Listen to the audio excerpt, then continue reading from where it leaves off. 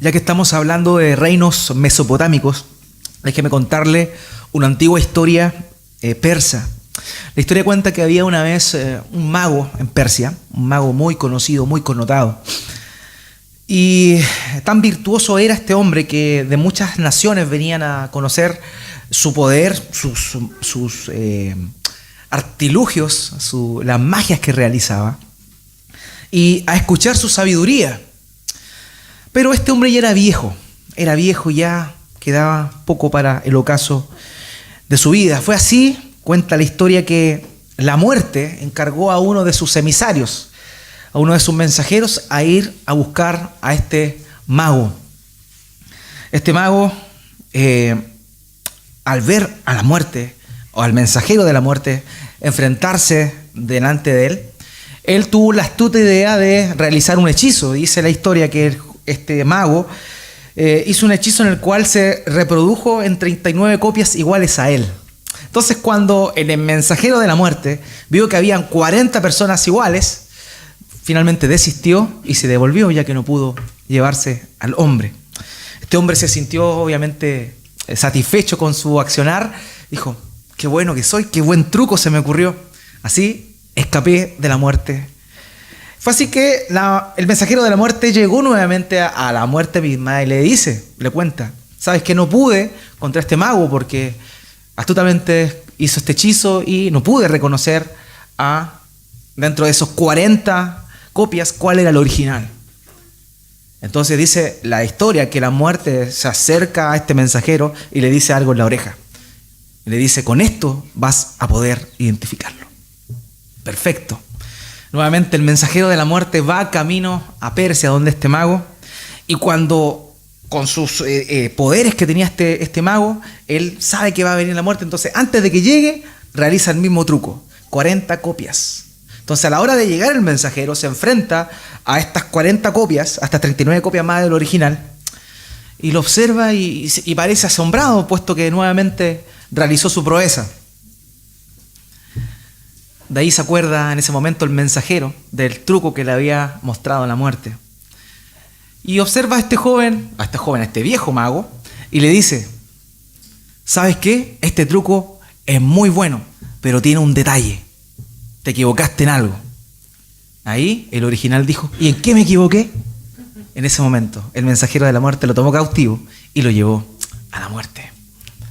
Fue la soberbia lo que acusó a este mago. Él se creía sabio, él se creía perfecto, él creía que no era poderoso, incluso había engañado a la muerte una vez. Pero ¿qué pasó? Su soberbia le jugó una mala pasada. ¿Cómo me voy a equivocar yo? Si estas copias son perfectas, son idénticas a mí, ¿en qué me equivoqué? Y eso fue lo que finalmente lo llevó a la destrucción. Hermanos, lo que esta mañana vamos a ver nos muestra también, haciendo uso de esta analogía, nos muestra el corazón de Nabucodonosor. Nabucodonosor ya es mostrado en capítulos anteriores, es visto dentro del relato de la Escritura como un rey imponente, un rey cruento cuanto lo quería hacer. Pero también nos muestra la Escritura que era un rey que había tenido oportunidades de reconocer a Dios, al Dios único, a Jehová, al Dios de Israel, como el verdadero y único Dios. Vemos en el capítulo 2, ¿cierto?, cuando ya había tenido un sueño. Él tiene un sueño y en ese sueño Dios utiliza a Daniel para darle la interpretación de ese sueño. Vemos ahí que él tuvo la oportunidad y finalmente, cuando Daniel interpreta su sueño, él glorifica a Dios. Dice: oh, no hay Dios como el tuyo que puede revelar los secretos. Sin embargo, eso no fue razón, esa proeza, ese milagro no fue algo que produjo en Nabucodonosor un arrepentimiento o un reconocimiento al Dios de Daniel como el único Dios. Él simplemente lo que hizo fue reconocer a un Dios más dentro de todas las divinidades que él tenía. Posterior a eso vemos en el capítulo 3 que vimos la semana pasada, estos jóvenes valientes que no se quisieron doblegar ante el decreto del rey de arrodillarse y adorar frente a una estatua de oro, a un obelisco de oro más precisamente. Fue así que este rey los manda a matar a estos jóvenes, los echa a un horno de fuego y ve ese gran milagro que Dios realiza. Y en el momento en que estos jóvenes salen de el horno de fuego ilesos, sin ningún pelo quemado, sin ningún olor a humo en sus ropas, él nuevamente, fíjense bien cómo termina ese pasaje, glorifica a Dios y dice: no hay Dios que pueda salvar como lo hace este Dios, el Dios de estos jóvenes. Pero nuevamente vemos que Nabucodonosor no se arrepintió y siguió con su dureza de corazón. Así es que nos interiorizamos en este capítulo 4, en el cual se nos cuenta que nuevamente este hombre tuvo un sueño. Tuvo un sueño. Obviamente, como les comenté, el estar en ese estado, en esa posición de poder, provocaba ciertamente en él ciertas angustias, cierta ansiedad. Por eso es que normalmente este hombre estaba viviendo sueños, pero de aquel sueño que que Daniel le interpreta en el capítulo 2, ahora ya pasaron bastantes años. Y dice que el rey se perturba en su corazón. Se perturba en su corazón. Pero antes de comenzar a manifestar qué fue lo que ocurrió, fíjense que hay algo interesante en lo que dicen los primeros versículos de este pasaje. Dice que Nabucodonosor se encontraba en su palacio feliz y próspero. Ya se habían acabado la época en la cual él había tenido que enfrentarse militarmente a otros reinos. Ya a esta altura estaban todos los reinos subyugados. Ya no había nadie que pudiese hacerle frente. Por tanto, él estaba disfrutando de todo su trabajo arduo militar que había realizado. Y él estaba, obviamente, disfrutando de aquello. Vemos aquí que Nabucodonosor se encuentra feliz, próspero, bien. Pero en ese momento él tiene esta visión, este sueño. Ahora, ¿cuál es la respuesta de Nabucodonosor ante esto? Él tuvo un sueño, ¿qué hace? Llama a los magos. ¿Se acuerdan que los magos en el capítulo 2 no habían podido darle la solución a su problema, a su sueño? Pero es curioso, él manda a llamar nuevamente a los magos. Él sabía que Daniel podía haberle interpretado el sueño perfectamente. Incluso en esta oportunidad Nabucodonosor cuenta el sueño, cosa distinta a lo que ocurrió en el capítulo 2, donde le exigía a los magos y a los sabios que ellos adivinaran, por así decirlo, cuál era el sueño que él había tenido. En esta oportunidad él cuenta el sueño, así que era más fácil la situación. Pero vemos aquí que Nabucodonosor sabía que la respuesta a su problema estaba obviamente en aquel jefe de los magos, aquel que había ascendido, que era Daniel. Pero él no recurre a Daniel. Él no recurre a Daniel porque sabe que recurrir a Daniel era recurrir al Dios, que ya se le había manifestado un par de ocasiones y que él ciertamente había reconocido, pero que no había puesto su fe exclusiva y únicamente en ese Dios. Es por eso que el corazón de Nabucodonosor nuevamente queda expuesto aquí. Y vemos orgullo, vemos soberbia. Él no quiere ir donde Daniel. Y él manda a llamar a todos, a todos. Fíjese aquí que el relato cuenta cuál era el sueño que este hombre había tenido. Más o menos las características del sueño son las siguientes. Él ve un árbol grande, impresionante, que su copa, sus ramas llegaban hasta el cielo, un árbol fuerte, el texto dice que era hermoso, que era lleno de frutos, y un lugar donde todo el mundo se alimentaba. Dice que las aves del cielo anidaban ahí y muchos animales del bosque comían de ese árbol. Entonces dice aquí que de pronto una voz del cielo, un ángel, Dios mandó un ángel a derribar ese árbol, y que ese árbol queda solamente un tocón y la raíz, un toconcito ahí y la raíz. Ya se le ata con bronce y se le dice que su mente se va a convertir en una mente humana y que durante un periodo de 7 tiempos, va a estar así hasta que reconozca que el cielo gobierna y que el hombre no gobierna. Ahora bien, es curioso esto, hermanos míos, por dos cosas básicamente.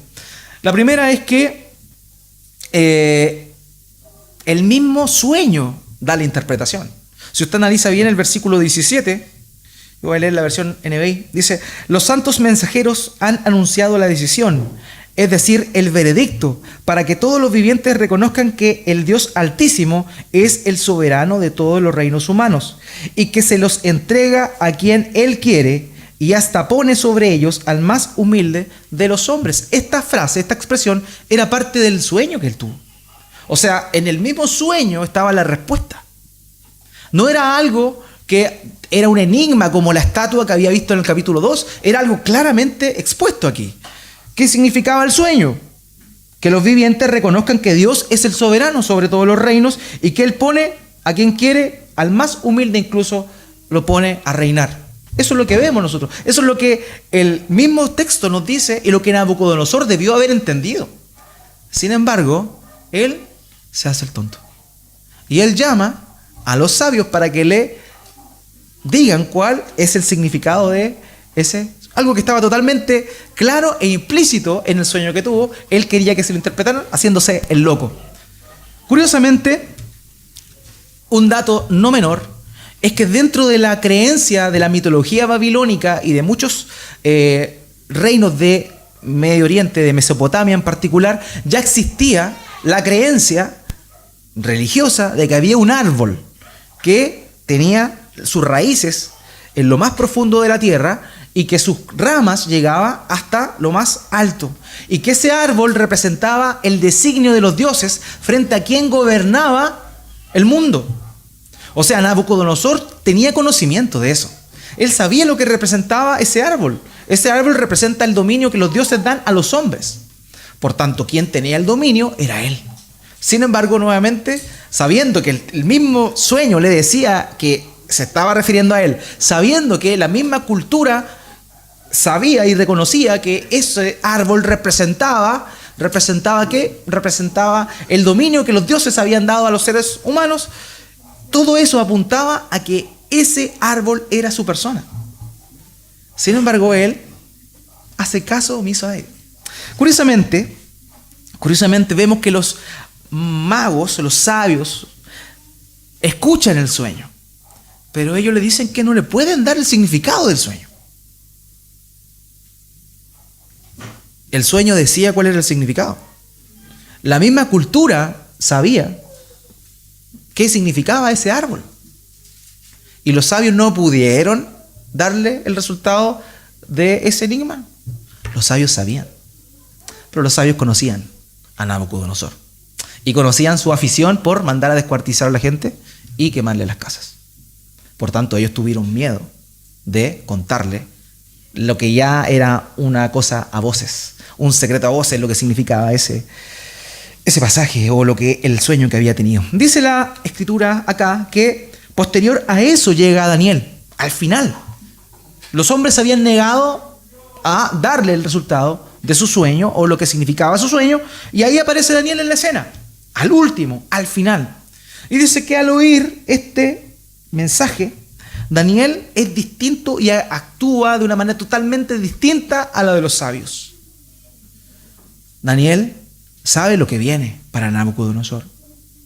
Daniel podría haber pensado: Nabucodonosor, fuiste tan malo, todo lo que nos hiciste pasar, llegó tu hora. Ahora sí que la vas a ver.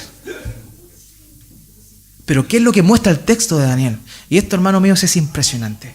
¿Qué muestra Daniel? Daniel se afligió en su corazón. Daniel se afligió al ver que ese sueño hablaba de Nabucodonosor. Y él le dice incluso: ¿sabes qué?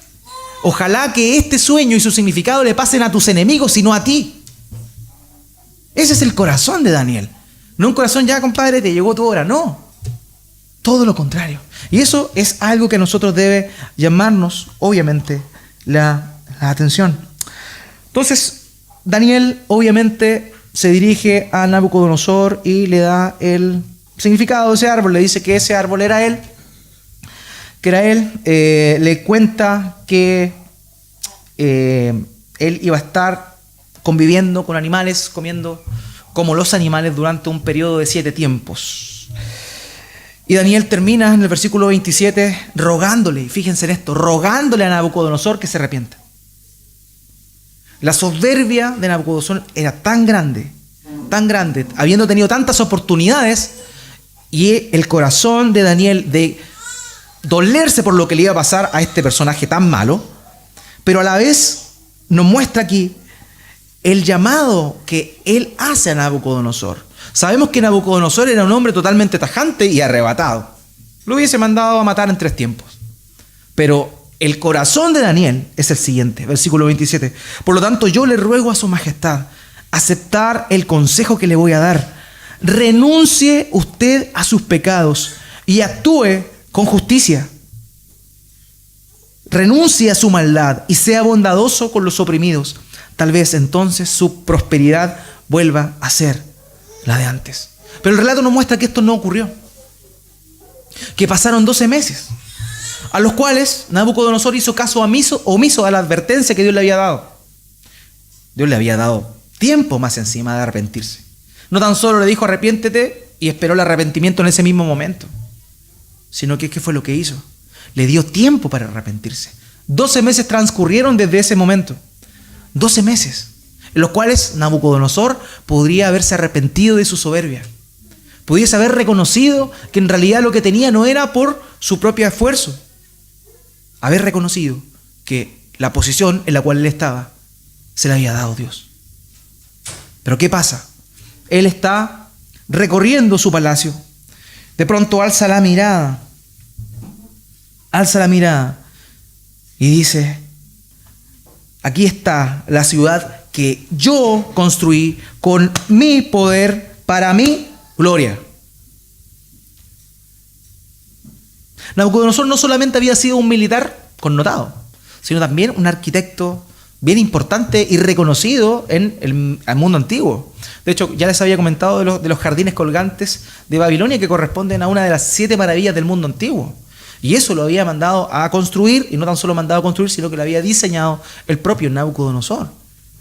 Esta ciudad que yo construí con mi propio esfuerzo y para mi gloria. Dice que apenas estaba saliendo esa palabra de su boca, vino el juicio de Dios a su vida. El decreto de Dios cayó al instante. Es para nosotros fácil y sencillo, hermanos míos, ver a Nabucodonosor y decir: ¡ay, qué duro Nabucodonosor! ¿Cómo es posible un hombre teniendo tanta posibilidad de... Vio los portentos que Dios hizo, cómo no se doblegó, cómo no se arrepintió, cómo no reconoció eso? Sin embargo, hoy día nosotros, hermanos míos, o el mundo, está sumido, inmerso en el orgullo, la soberbia.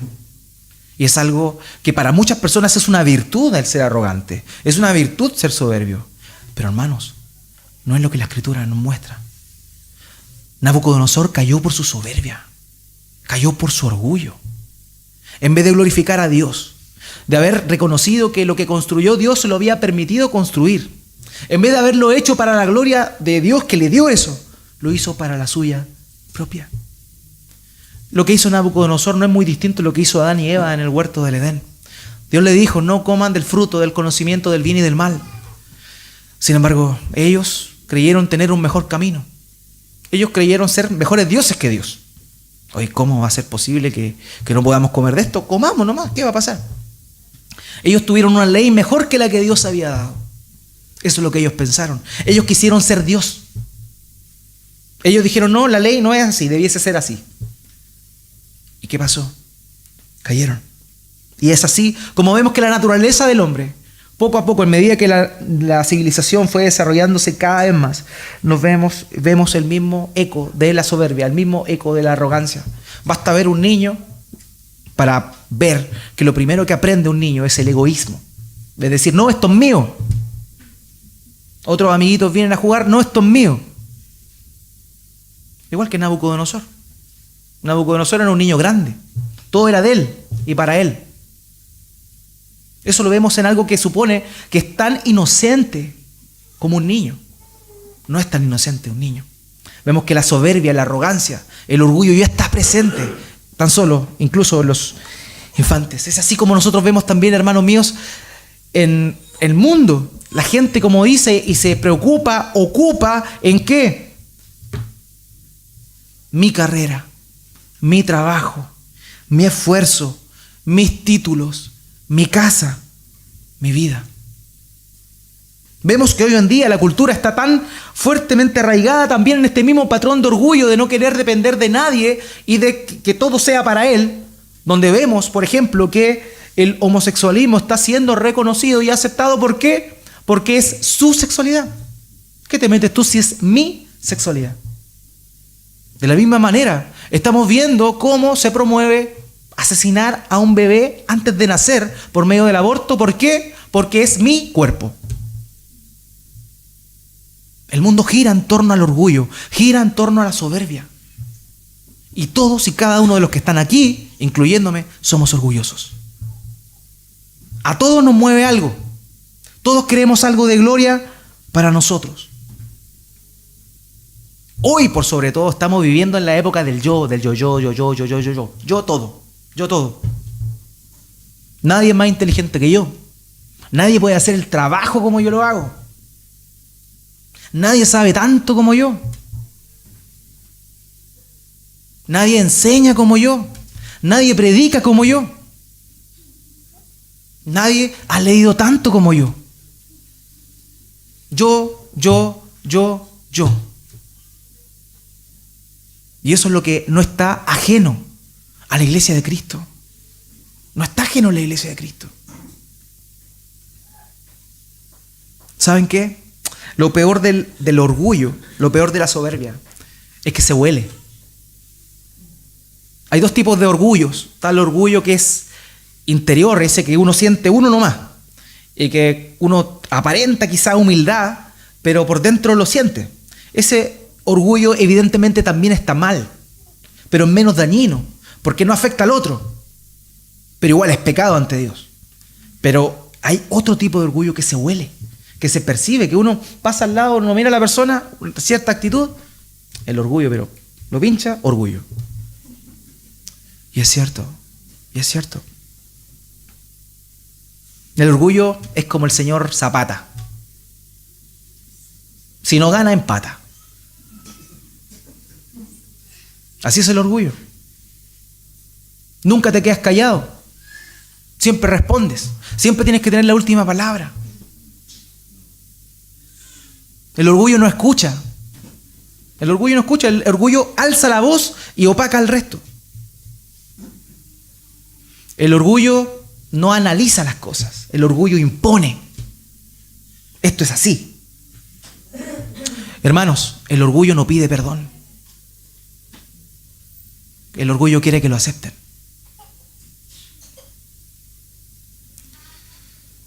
Y lo que es peor, el orgullo no se arrepiente. El orgulloso no se arrepiente. Hemos personificado el orgullo en cada una de estas frases, pero sin duda alguna cada uno de nosotros está representado acá. Todos tenemos una cuota de orgullo. Todos vivimos para nosotros mismos. ¿Se ha dado cuenta lo que cuesta en nuestra generación pedir perdón? ¿Alguien se equivocó? Yo me equivoqué. Me quedo callado nomás. ¿Qué voy a andar reconociendo cuestiones? Si soy así. ¿Me conociste así? Tienes que quererme así.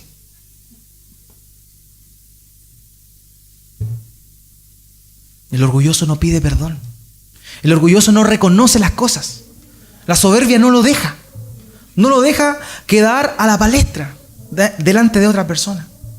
No le gusta ser expuesto delante de las otras personas. Así es el orgullo. El orgullo, hermano mío, es creerse mejor que el resto.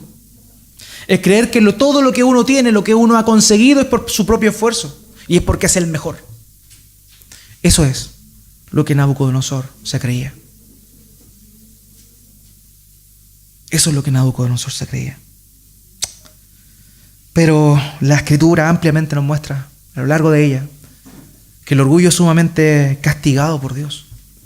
Es un pecado del corazón y que se traduce en el actuar, que es muy grave delante de los ojos de Dios. Salmo 138:6, el Señor es excelso, pero toma en cuenta a los humildes y mira de lejos a los orgullosos.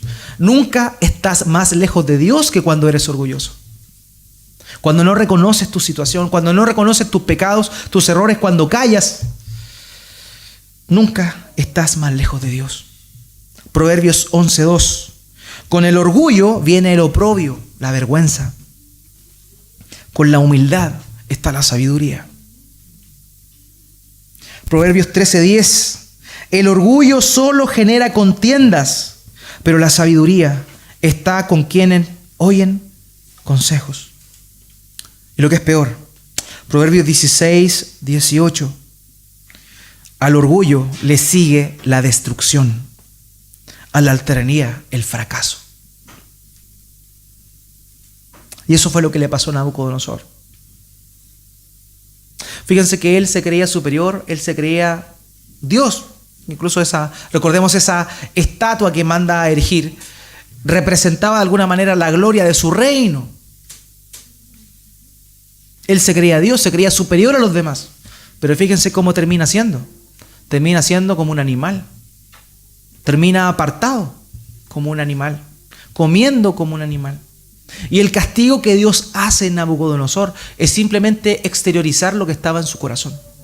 Hermanos, nunca somos tan animales como cuando somos orgullosos. Cuando somos orgullosos, cuando somos soberbios, se manifiesta la naturaleza animal.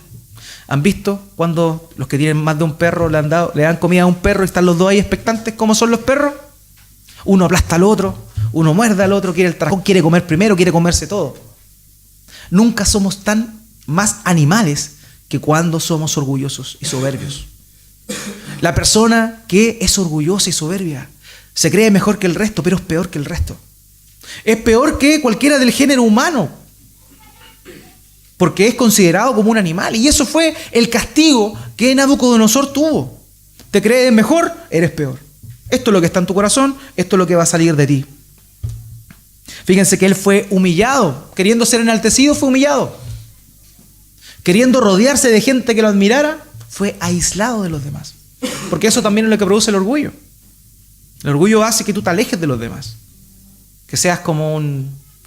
Porque eres tan eminencia que no te vas a juntar con el resto. ¿Cómo? No te vas a comparar con el resto. Eso es el orgullo, hermanos míos, y es una enfermedad espiritual grave que no tan solo afectó a Nabucodonosor, sino que afecta a todos y cada uno de los que estamos aquí. En unos en mayor medida que en otros. Fíjense que la enfermedad que padeció Nabucodonosor, algunos la llaman o la catalogan dentro de lo que es la licantropía. La licantropía es cuando el ser humano de alguna manera se cree un animal, ¿ya? Pero viéndolo bien, algunos estudiosos han determinado que es mejor considerar que lo que le dio fue una boantropía, que corresponde en creerse un bovino, porque comía pasto, vivía con los animales. Entonces es más similar lo que sufrió a un bovino más que a otro tipo de animal. Ahora bien, creerse superior a lo demás lo llevó a deshumanizarse. Curiosamente, lo que Dios le prometió fue bastante esperanzador. Él le muestra en la imagen que el árbol iba a ser cortado, pero que iba a quedar un tocón con las raíces. Y que había un borde que era de hierro y también de bronce que iba a estar resguardando. Jerónimo de Estridón pensó que esa barra de bronce con hierro representaba las cadenas que se le ponían a la gente que se volvía loca en ese tiempo. Pero es mejor entenderlo desde la perspectiva que esa barra de metales mezclados más bien era el tope hasta donde el árbol iba a ser cortado. O sea, hasta aquí nomás va a ser cortado. Eso implicaba que Nabucodonosor iba a ser restituido, iba a ser repuesto en el trono, pero tenía que pasar por un periodo de tiempo. 7 tiempos, dice la escritura acá. Él fue humillado durante 7 tiempos. Algunos piensan que son años, pero hay que entender bien que la numerología, sobre todo en el libro de Daniel, es más representativa y simbólica que literal. Por tanto, el 7 siempre se relaciona con lo perfecto, con lo que Dios da. Por tanto, fue un tiempo perfecto en el cual este hombre estuvo en esta condición, conviviendo como un animal. Si hubiesen sido 7 años, obviamente, durante el transcurso de esos 7 años, alguien se pudo haber levantado y haber hecho un golpe de estado y echado a Nabucodonosor. Por tanto, fue un periodo de tiempo, no tan poco tampoco, puesto que las uñas le crecieron, el cabello le creció. Fue un tiempo considerable, pero no tanto como 7 años. Pero fue un tiempo perfecto que Dios determinó para que eso pasara. Ahora fíjense en un detalle importantísimo. ¿Hasta cuándo ¿Cuándo iba a cumplirse ese periodo? Versículo 25 dice, 7 años pasarán hasta que su majestad reconozca que el Altísimo es el soberano de todos los reinos del mundo y que se los entrega a quien Él quiere. Eso significa que ni siquiera nació en Nabucodonosor el arrepentirse.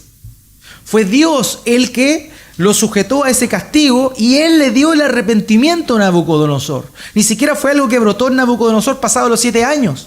Dice que los 7 años van a pasar y cuando ese tiempo pase, dice aquí el texto, el Altísimo es el soberano de todos los reinos y se lo entrega a quien quiere. Dice, 7 años pasarán hasta que su majestad reconozca que el Altísimo es el soberano. El versículo más abajo, cuando muestra que Nabucodonosor se dé cuenta, dice que alzó los ojos y se dio cuenta de eso. Dios despertó su corazón, Dios quebró la dureza de su corazón. Él lo hizo pasar durante ese periodo de tiempo como retribución de su soberbia, de su arrogancia, de su castigo. Pero fue Dios que le dio el arrepentimiento cuando Él quiso. Él tuvo misericordia de darle ese trono, de darle ese reino, de esa majestad pomposa que imponía Babilonia. Fue Él que lo disciplinó hasta el tiempo en el cual Él iba a estar pasando dificultad. Ese mismo tiempo Dios lo había determinado. Hermanos, Dios es soberano por sobre todo. Y nosotros vivimos vidas como a nosotros nos parece. Nosotros vivimos vidas de acuerdo a nuestro cronograma. Tenemos nuestra propia carta Gantt planificada con nuestra vida. Eso es lo que sucede. ¿Por qué? Mi, yo. Pero es Dios quien merece la gloria, nadie más. Había una canción antigua que decía, basada en un salmo, que dice, no a nosotros, oh Dios, sino a tu nombre sea dada la gloria. Algunos la cantaban, no a los otros, sino a mi nombre sea dada la gloria. Y esa es la realidad. Poco nos importa la gloria de Dios, más nos importan nuestros propios proyectos. Mi, yo. Primera Pedro capítulo 5, versículo 6. Humíllense, pues, bajo la poderosa mano de Dios, para que Él los exalte a su debido tiempo. Hermano, humíllate tú. Si tú crees en Cristo, sé humilde, no seas soberbio. ¿Por qué? Porque si eres soberbio, si eres orgulloso, Dios te va a abatir y te va a dar. Si eres hijo de Dios, Dios te va a dar porque Él disciplina a sus hijos. Ahora, si tú no eres hijo de Dios, si tú no crees en Él, no te despreocupes tampoco, porque Dios también te va a dar. El problema es que por los siglos de los siglos. ¿Te crees soberbio? ¿Quieres vivir bajo tu propia vida? ¿Eres como esta canción antigua, My Way, para aquellos que son más antiguos?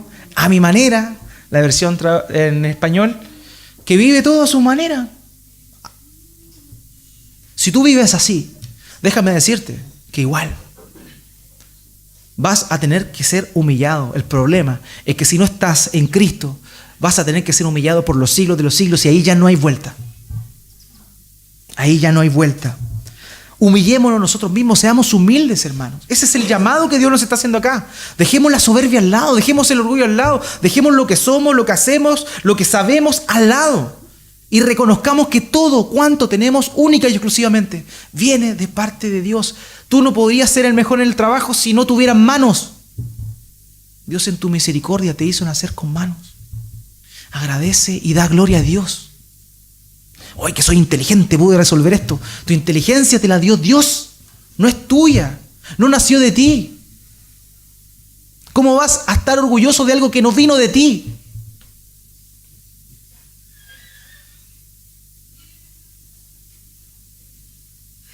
Vino la humillación.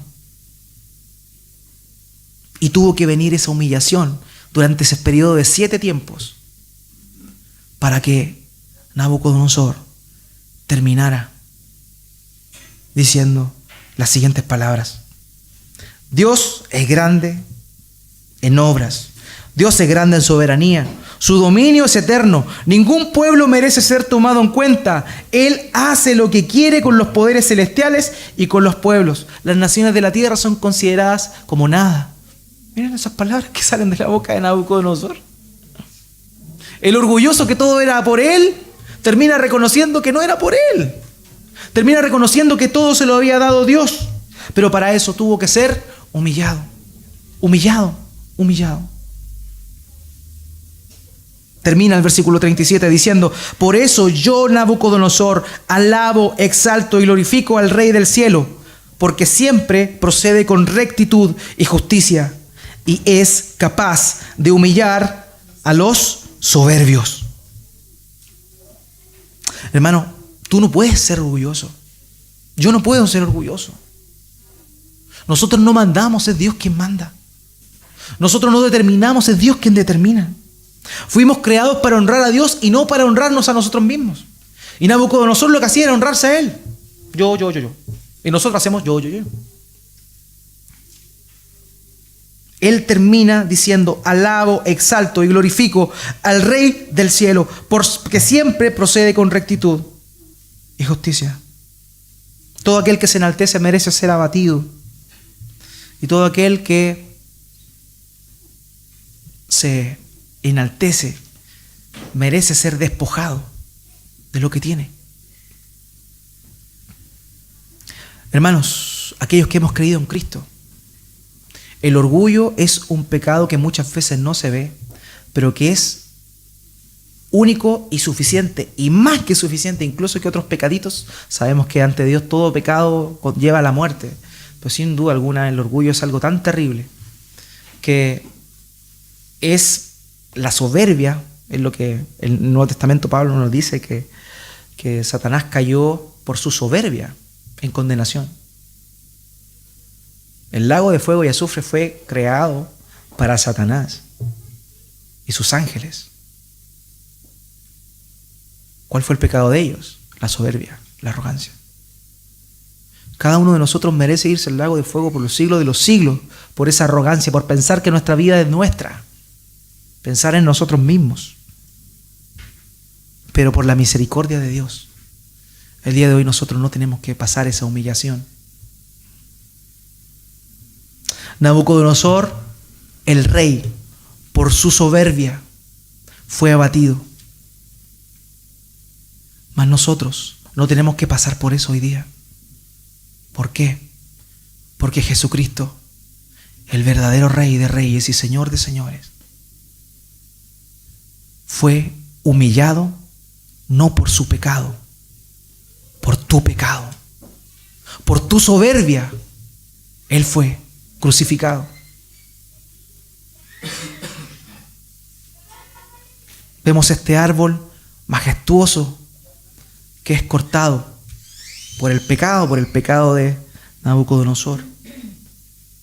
Pero en Cristo nosotros vemos un árbol que es cortado para hacer una cruz, para que sea Cristo quien cargue tu orgullo. No podemos ser orgullosos nosotros. ¿Qué tenemos de qué jactarnos? De nada. Todo lo que tenemos es porque Dios nos lo dio. Cada día de vida es porque Dios nos lo concede. Y si hoy tenemos la certeza de que hemos sido salvos por la obra de Cristo, es por su mérito. ¿Qué mérito hay en nosotros, hermano? ¿Dónde cabe la soberbia? ¿Dónde cabe la arrogancia? Eso no debe tener lugar nunca en un creyente. En alguien por cual el Cristo glorificado, el Cristo majestuoso, fue crucificado.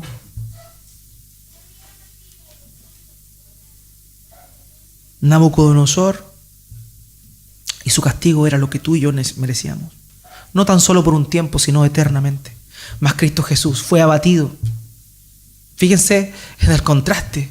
Nabucodonosor, rey orgulloso, abatido. Cristo, rey humilde, abatido. Porque tomó tu lugar, tomó mi lugar en la cruz, para que ninguno de nosotros fuese a esa condenación por el pecado que sí hemos cometido y seguimos cometiendo. El Señor nos ayude a ir a la cruz, donde Cristo Jesús murió por nosotros, para que ningún orgullo, ninguna soberbia caiga en nuestro corazón, tenga lugar en nuestro corazón. Todo lo que tenemos, lo que somos, se lo debemos a Él.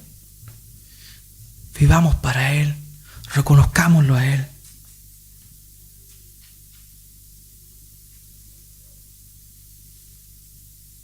No pequemos más de soberbios. Seamos humildes. No esperemos a la disciplina del Señor. Si nos hemos equivocado, reconozcamos nuestros errores. Si hemos fallado, pidamos perdón. Si hemos sido soberbios, seamos humildes. Si hemos sido duros de corazón, rindámonos a Cristo para que Él nos transforme.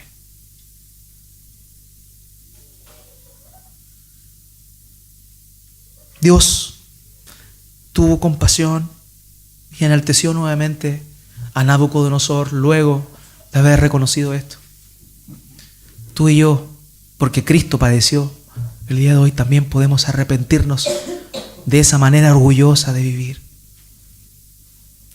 Acudamos a esa cruz, donde encontramos el perdón, y vivamos vidas en humildad, imitando a nuestro Señor Jesucristo, hermano. Oremos al Señor.